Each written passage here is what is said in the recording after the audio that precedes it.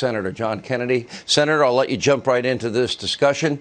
All of these problems that we're discussing here are preventable, and they're all about to get worse, because if we fire the healthcare workers and the cops and the firemen and the other medical workers and our military, I hate to think what that impact will be on the economy. Sean, this is certainly about more than treadmills. If you have a pulse and a marginal desire for a better life, you know that President Biden is in trouble, and therefore America is in trouble. Measured any way you want. The debacle in Afghanistan, which has emboldened Russia and China and Iran, the unbridled inflation, gas prices, open borders, crime, a Justice Department that thinks parents are dangerous domestic terrorists, a Treasury Department that wants access to the checking account of every American who has a job. No wonder the American people are so angry. It's no wonder that so many Americans think that this administration doesn't care about them or their lives or their future. Now, I say this with respect, with all the respect I can muster. But my advice to the president is this.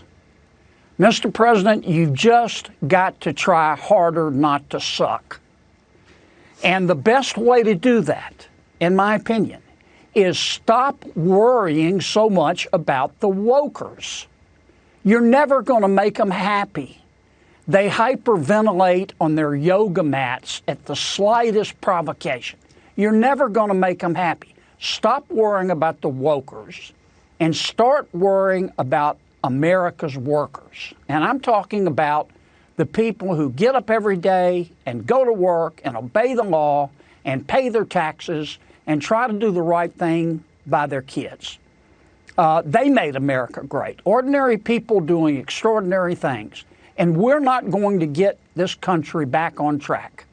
And the president's not going to be more popular with the American people until he stops worrying about wokers and starts worrying about workers. And that's, to me, is what it's all about.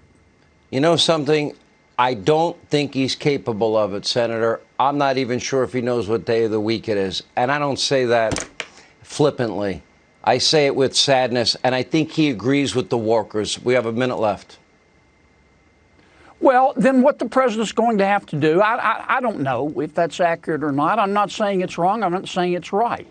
The president then is going to have to replace some of the people around him who seem to be obsessed with trying to make the left of Lenin neo-socialist Bolsheviks happy.